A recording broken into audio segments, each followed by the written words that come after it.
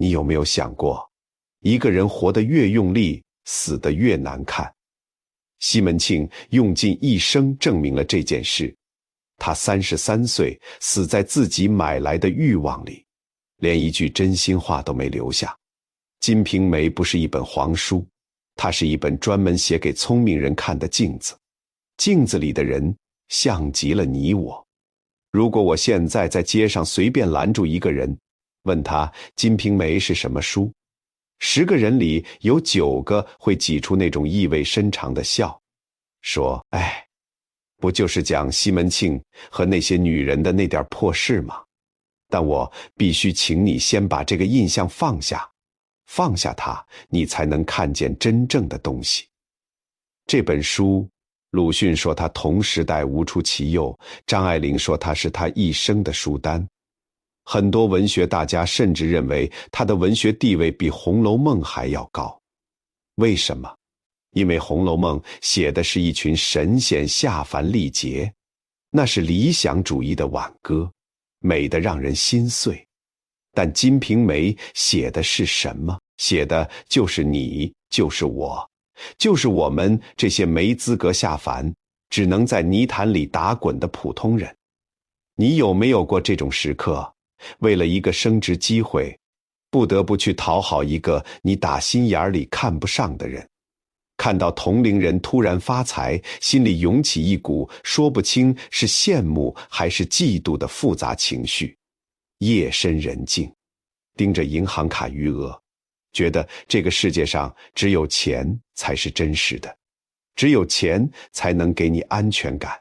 如果有过，那你一定要认真听这个故事，因为这本书写的就是这种感受。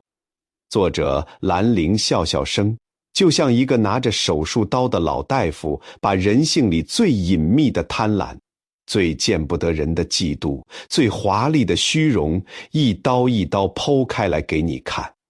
他不评判，他只是看，就是这种冷静让人不寒而栗。现在我们先把男主角西门庆请出来。很多人对西门庆的印象就是一个色鬼，整天脑子里转着那点事。但我说，如果你只看到这一层，你就太小看这个人了。如果西门庆活在今天，他绝对是那种让你又羡慕又嫉妒，恨得咬牙却又不得不承认他厉害的那种人。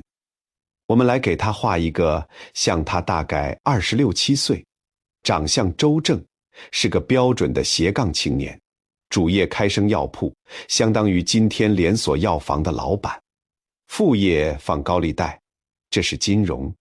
后来他又花钱买了个提刑所的千户官，相当于今天地方上既管司法又管公安的一把手。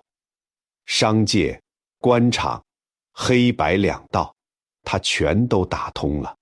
但你要注意一件事，西门庆的核心特质根本不是好色，而是贪，或者说得文雅一点，叫无限扩张的欲望。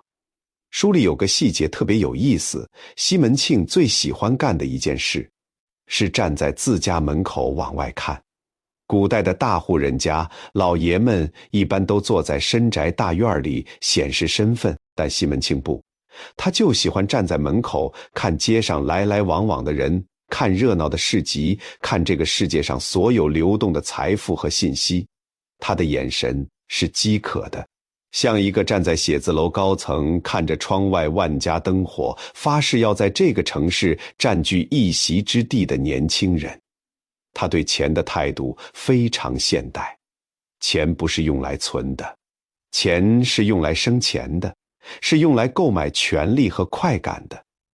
他的每一步棋都是这个逻辑，但是在这光鲜的外壳下面，西门庆其实活得非常累，非常缺乏安全感。他拼命抓钱、抓权、抓女人，本质上是因为他觉得只有把这些实实在在的东西攥在手里，他才感觉自己是活着的，是有重量，是值得被这个世界看见。心理学上有个词叫存在主义焦虑，说的就是这种感觉。人在深层里对自己存在意义的怀疑，会驱动他不断地去填满外部的空间，用财富、用地位、用征服来掩盖内心那个黑洞。西门庆就是这个症状的极端版本，而他其实就是我们内心那个想要更多的影子，只不过被放大了100倍。我们刷不完的短视频，买了又买的东西，追了又追的目标，是不是也在用这些来填一个说不清楚的空？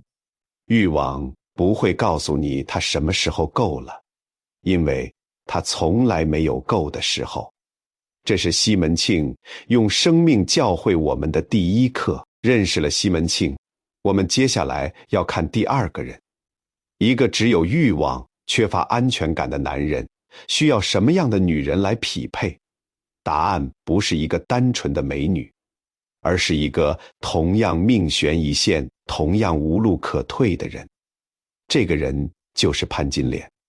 我今天不打算讲她的风月故事，我要带你看的是一个底层女人在吃人的社会里，是怎么被一步一步逼成魔鬼的。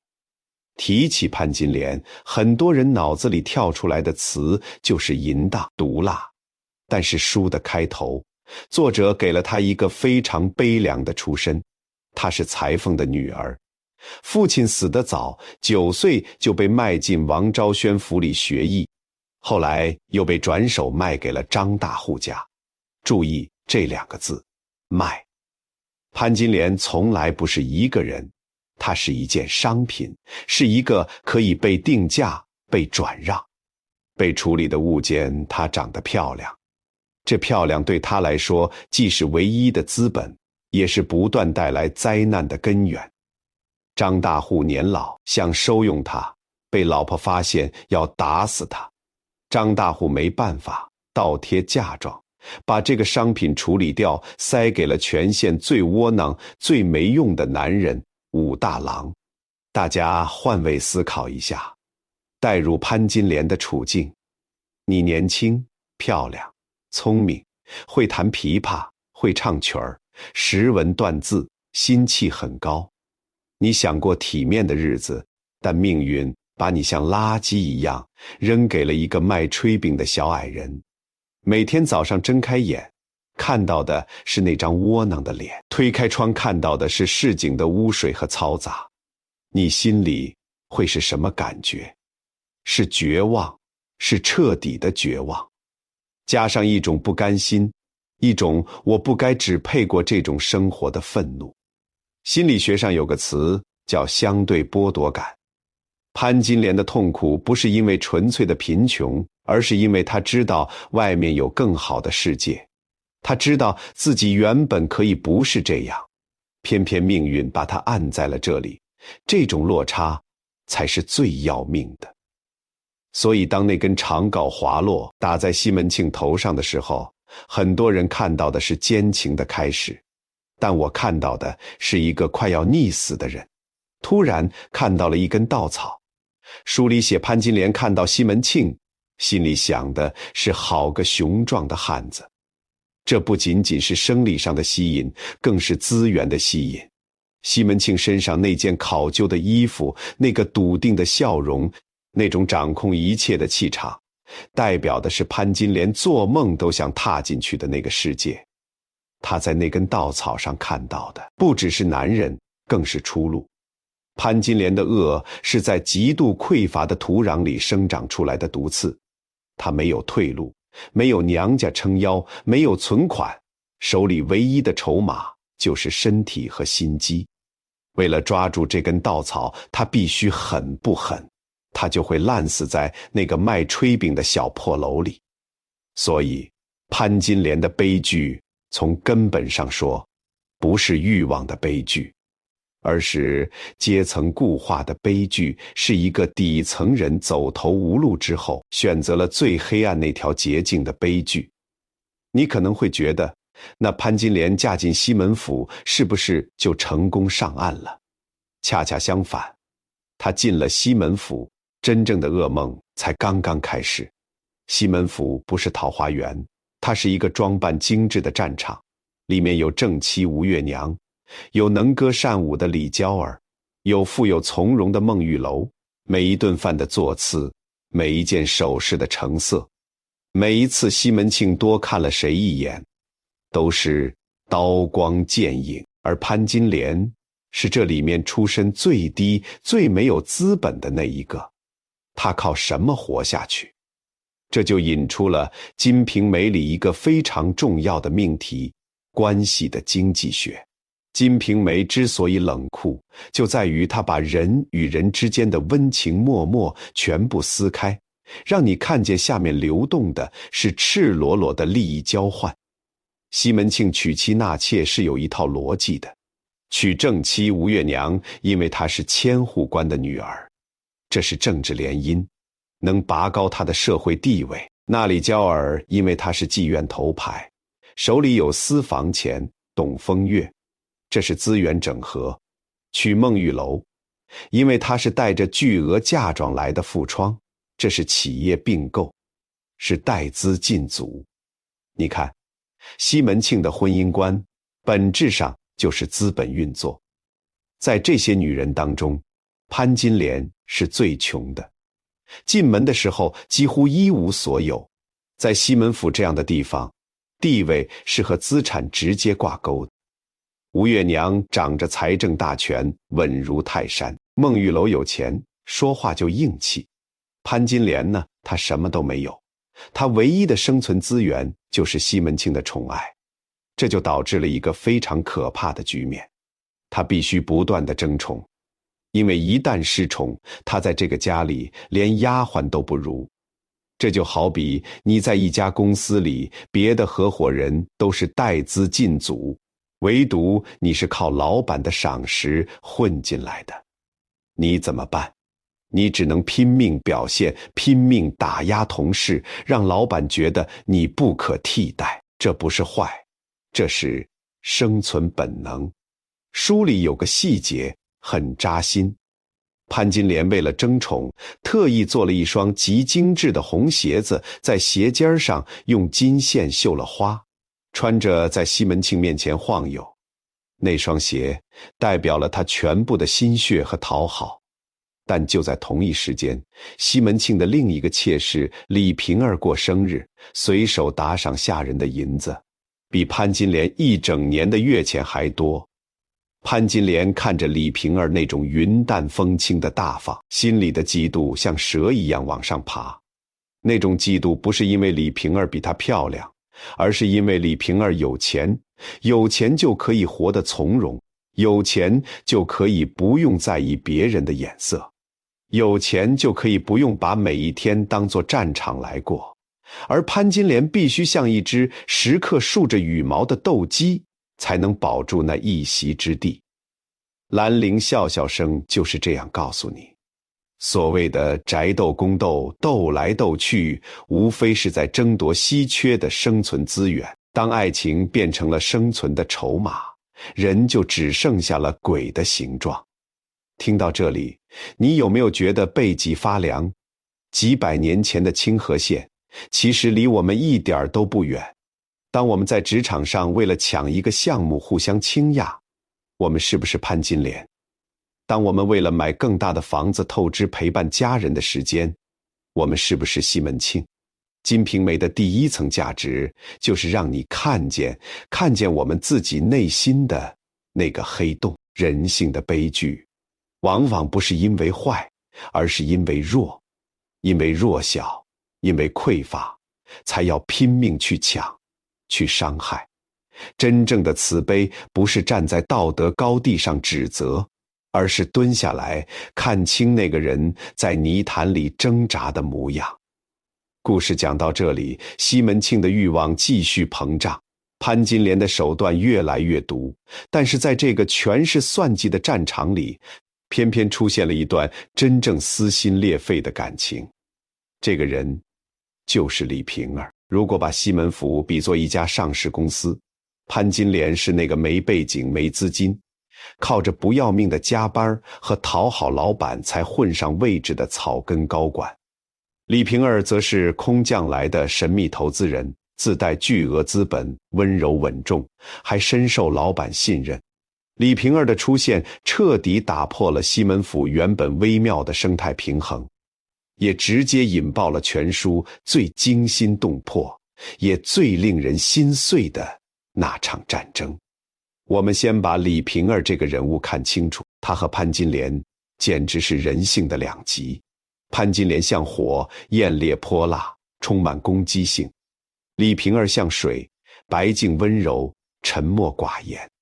很多读者最心疼的角色是李瓶儿，因为她是整本书里极少数还保留着人性温度的人。她非常富有，她原是花子虚的老婆，花家败落后，她几乎是把整箱整箱的家财往西门庆府上搬。西门庆后来能把生意做到那个规模，甚至花钱买官，原始资本很大一部分都来自李瓶儿。但有一件事儿很有意思，西门庆对潘金莲更多是生理上的迷恋和一种征服欲，但对李瓶儿，西门庆产生了一种近乎爱情的东西。为什么？因为稀缺。西门庆身边的人没有一个不图他的，潘金莲图他的庇护，李娇儿图他的供养，连正妻吴月娘也图那份安稳。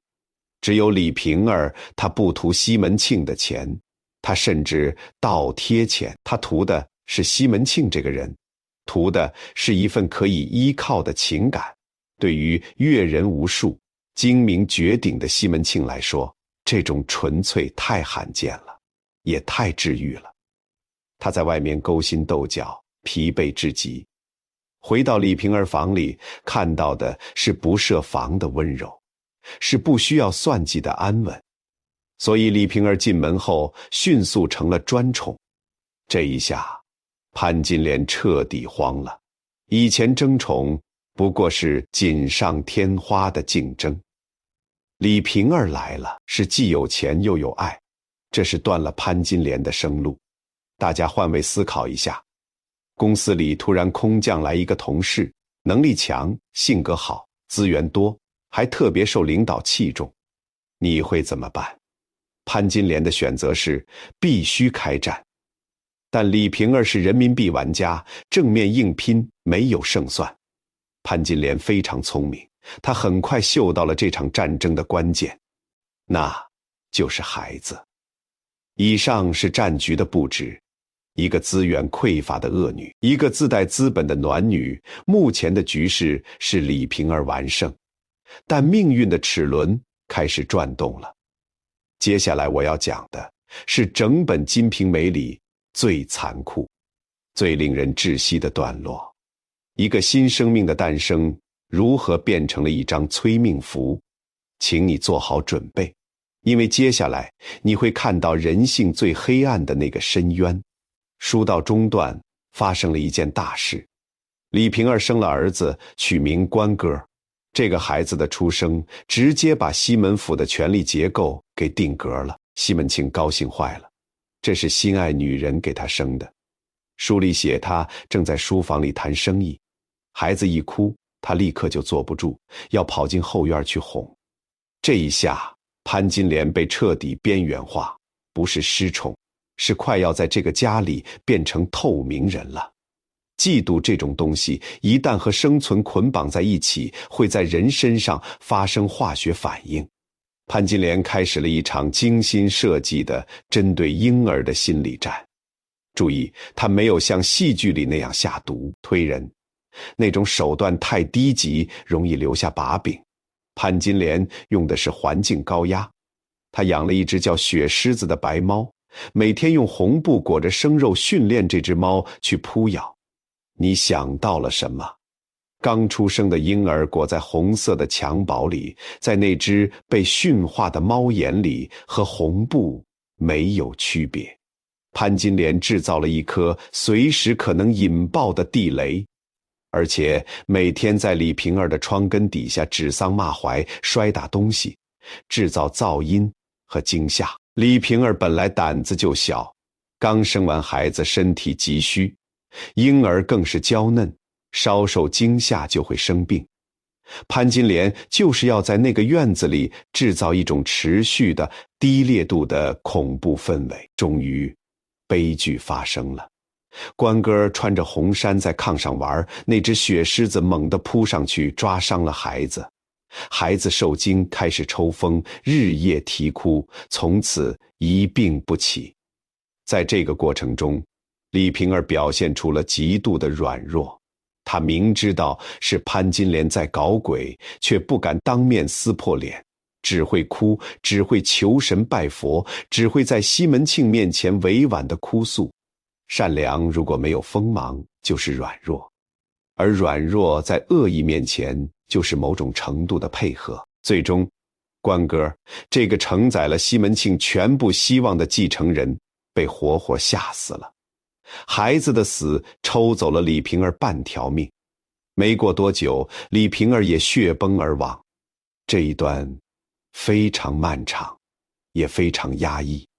你眼睁睁看着一个美好的生命被一点一点磨损消耗，最后像蜡烛一样悄悄熄灭，而凶手潘金莲就在旁边冷眼旁观，甚至在孩子断气那一刻，心里涌起一丝复仇的快感。读到这里，你可能觉得潘金莲赢了，她除掉了最强的竞争对手，除掉了继承人，她应该可以重回巅峰了。但这恰恰是《金瓶梅》高明的地方，在这场游戏里没有赢家。李瓶儿死了，西门庆会有什么反应？大家以为他是个没心没肺的淫棍，死了老婆再娶一个就完了。但作者在这里笔锋一转，写出了西门庆一生中唯一一次的深情，而这次深情也直接导致了他自己的覆灭。李瓶儿死的时候，西门庆哭得死去活来，他抱着他冰凉的身体喊了一句话：我的没救的姐姐，你去了，我也活不长了。这不是虚情假意，西门庆是真的崩了。他甚至不顾禁忌，把李瓶儿的画像挂在书房里，日夜对着看。他不再去别的女人房里，整日魂不守舍。为什么？不是因为李瓶儿最漂亮，而是因为西门庆失去了这个世界上唯一一个能让他在精神上感到安全的人。李瓶儿的死带走了西门庆的魂，从此西门庆变了，他变得更加疯狂，更加纵欲。但这种纵欲不再是以前那种单纯的寻欢作乐，而是一种自毁。他想用肉体上的极致刺激来麻痹精神上的巨大空洞。心理学上说，当一个人无法处理巨大的丧失感，往往会滑向成瘾行为。西门庆开始疯狂依赖那种胡僧药，疯狂追逐女人，不是在享受，是在发泄，是在逃。就像一辆失控的跑车，油门踩到底，冲向悬崖。而潘金莲呢？她虽然斗倒了李瓶儿，却发现自己永远地失去了西门庆的心。西门庆来她房里，带着的是欲望和隐隐的恨意。潘金莲赢了战役，输了战争，她变得越来越焦躁，越来越极端。这个阶段还有一个人物必须提，就是潘金莲的丫鬟庞春梅。春梅心气极高，在潘金莲和李瓶儿的争斗中，她是潘金莲最得力的帮手。她把这一切全都看在眼里，学会了比潘金莲更冷酷的生存法则。如果说潘金莲是恶，春梅就是狂，她谁都不放在眼里，谁都不信任。这个丫鬟将会逆袭，成为比潘金莲更狠的角色，替所有人把这个故事走完最后一段路。在一个缺乏规则，只有利益算计的环境里，所有的胜利都是暂时的，所有的关系都是有毒的。李瓶儿的悲剧告诉我们，在狼群里做绵羊是危险的，善良必须带点锋芒，否则你的退让只会成为恶人得寸进尺的台阶。西门庆的悲剧告诉我们，纵欲往往是在掩盖内心的空洞。当一个人开始疯狂追求感官刺激，往往是他内心最痛苦、最孤独的时候。所谓的胜利，有时候只是坠落前最后一段平地。故事讲到这里，西门庆的生命进入了倒计时。那个曾经不可一世的清河县首富，那个黑白通吃的西门大官人，马上就要迎来他最终的清算。他的死将非常荒诞，非常难看。随着他的死，这个庞大的西门帝国将会在一夜之间轰然倒塌。那些依附他的人、巴结他的人、暗恨他的人，会露出怎样的嘴脸？潘金莲的下场又如何？这是《金瓶梅》最后的章节，也是人性最冷的那一面。现在把镜头拉回西门府，那一年正月15，元宵节，整个清河县灯火通明，烟花满天。西门庆刚刚升了官，生意日进斗金，家里虽然少了李瓶儿，但又新添了新的女人，看起来是他人生最高光的时刻。但如果你仔细看，你会发现这盛世之下全是裂痕。西门庆的身体已经被透支到了极限，他眼圈发黑，身体发虚，但他停不下来。他像一只上了发条的玩偶，必须一直转，一直转。他开始依赖一种胡僧药，这药能让他暂时重振，维持那种无所不能的幻觉。你身边有没有这样的人？明明已经累到极限，还要灌咖啡熬夜，还要撑着去拼那个项目。我们总以为身体是台机器，加了油就能一直跑。但西门庆马上要用生命告诉你，凡是透支的，早晚都会连本带利地讨回来。西门庆是怎么死的？书里写的直白，也写得荒诞。就在那个繁华的元宵节后不久，他在潘金莲的房里，因为过度使用了那种胡僧药，精尽人亡。死的时候，他才33岁。这段描写历来被很多人当成猎奇的部分来看，但在我看来，这是整本书最深刻的警示。西门庆死于什么？死于过度索取。那颗药就是欲望的实体化。他以为药能给他带来更多的快乐，结果那药榨干了他最后一滴生命力。大家想一想，这像不像现代人的多巴胺陷阱？刷短视频一刷2小时，停不下来，停下来反而空虚，疯狂买东西，拆快递那一秒很爽，然后是更大的虚无，追求名利，以为到了那个位置就会幸福，结果发现上面是更稀薄的空气。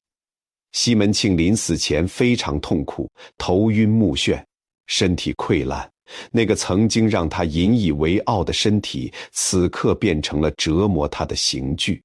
更讽刺的是他的遗言，他在咽气之前把女婿陈经济叫到床前，交代的是什么？铺里还有多少银子，生药铺里有多少欠账，家里还有多少存货。直到最后一口气，他的脑子里装的全是账本，没有交代如何照顾孩子，没有一句对家人的真心挂念。他活成了一个巨大的计算器，以为拥有了一切，其实什么都没带走，连一句真情都没留下来。西门庆一死，就像一棵大树被砍断了根。西门府这个庞大的利益集团，在一夜之间就开始了分崩离析。接下来才是真正的人性恐怖片，树倒猢狲散。这话用在西门府上丝毫不夸张。西门庆尸骨未寒，这个家就开始了一场精彩绝伦的跑路众生相。第一类人是背叛者。西门庆活着的时候，那帮拜把子兄弟，应伯爵、谢希大，天天大哥长大哥短，围着转。西门庆一死，连吊唁的香都没来烧一炷。不仅如此，应伯爵立刻投靠了西门庆生前的死对头，还把西门庆家里的商业机密、赚钱的路子全卖出去，甚至帮着外人来坑西门庆的遗孀。这就是酒肉兄弟的真实面目，利益链条一断，友谊清零，干干净净。第二类人是偷窃者。家里的仆人和奶妈看着主人死了，主母忙着治丧，就开始疯狂地偷。今天少个花瓶，明天少件衣服，整个西门府变成了一个无人看管的超市，谁都想在关门前最后捞一把。就连女婿陈经济也趁乱和潘金莲勾搭，还在暗中转移家产。这就是寄生者的本质。一旦宿主倒下，他们的第一反应不是悲伤，而是分食。第三类人是清醒者。这时候，平日里不显山露水的孟玉楼展现出了惊人的冷静。他看清楚了，这个家没希望了，于是果断改嫁，带着自己的私房钱嫁给了一个靠谱的官员，平稳着陆。这告诉我们，在沉船之前，保持清醒的头脑和独立的经济能力是唯一的救生圈。感情可以有，但依赖不能太彻底，因为世界上所有的安全感最终都只能靠自己来建。那潘金莲呢？她能跑吗？跑不掉。她身上背着武大郎的命案，没有积蓄，没有退路，没有人愿意收留她。这就引出了全书最有宿命感的结局——武松归来。西门庆死后，潘金莲被吴月娘赶出了门，哪怕此时她已经怀孕，怀的是女婿陈经济的孩子。吴月娘只给了她几件破衣服，叫来王婆把她领出去卖掉。注意，又是卖。潘金莲的人生从被卖开始，又以被卖结束。这就是命运最残忍的闭环。武松回来了，王婆骗潘金莲说，武松是来娶她的。潘金莲不知道，她相信了。书里写她听说武松要娶她，竟然高兴起来，还认真打扮了一番，心里想，到底是小叔子亲上加亲，他也是打虎的英雄，不比西门庆差。你看，到了这一刻，潘金莲想的依然是找个强人做靠山。她这一辈子从来没有想过靠自己。当她满怀期待地走进武松的房间，等待他的不是婚床，而是刀光。武松杀她，书里写得非常血腥，是一种彻底的、毫不留情的了结。但这惨烈的背后是一种因果的闭环。他当年用毒药毒死了武大郎，今天武松抛开了他的胸膛，潘金莲死了，死在了他一生追求的依靠和情欲的幻梦里。他就像一朵开得太艳的罂粟，最终被连根拔起，扔进了泥里。西门庆死了，潘金莲死了，李瓶儿早就死了，三大主角全灭。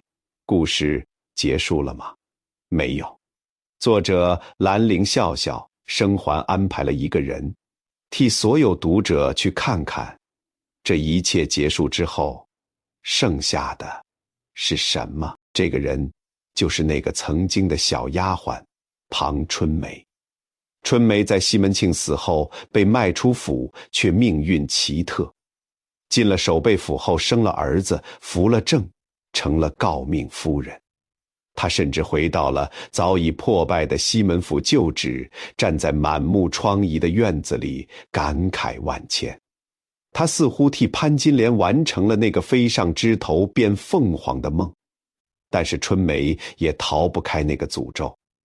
他得势之后，比当年的潘金莲更加狂傲，更加纵欲，最后也死在了纵欲上，死在了情人的身上。这是一个恐怖的循环，一代人倒下去，新的一代人爬上来，重复着同样的贪婪，同样的争斗，走向同样的毁灭。后来来者不知有汉，无论魏晋，书的最后，金兵南下，中原大乱。西门庆唯一的骨血，他和吴月娘的儿子孝哥，被一位老和尚普净法师带走，出了家，发号名物。至此，西门府断子绝孙，香火全无。全书的开头是热的，热气腾腾的街市，火热的生意，滚烫的欲望。全书的结尾是冷的，冷风冷雨，冷透了的人心和白茫茫的大地。这就是《金瓶梅》。金是金钱，是西门庆的逻辑；瓶是潘金莲的名字里那个金，是酒色，是李瓶儿的付出碎了。梅是庞春梅，傲是傲过了，最后也雕了3个字。一部书写尽了欲望从生根到枯萎的全过程。读完《金瓶梅》，你最深的感受是什么？是消极吗？